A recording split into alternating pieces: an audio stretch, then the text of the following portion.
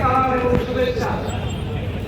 আজকে ঐতিহাসিক মুহূর্তে আমরা অবস্থান করছি এখানে এবং আজকের এই অবস্থানে আমরা আমাদের রাজনৈতিক দল জাতীয় নাগরিক পার্টি ঘোষণা করেছি।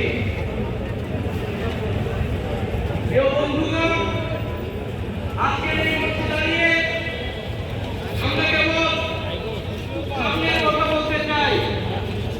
আমরা অতিক্রম করে একটি সামনে সম্ভাবনা বাংলাদেশের স্বপ্নের কথা বলতে চাই।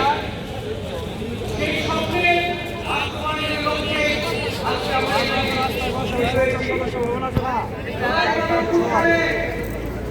ছাত্র জনতার মধ্য থেকে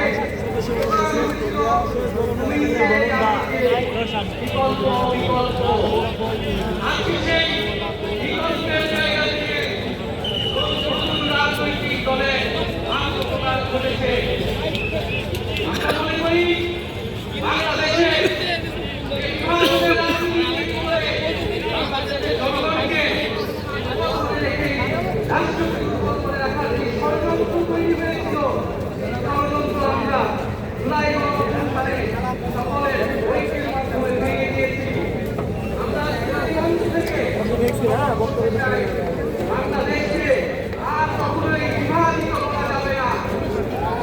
বাংলাদেশে ভারতপন্থী পাকিস্তানপন্থী কোনো রাজনৈতিক ফাইট হবে না।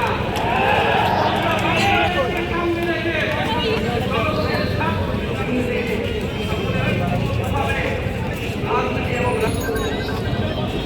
আজকে এই নতুন রাজনৈতিক জাতীয় নাগরিক পার্টি আত্মপ্রকাশ উপলক্ষে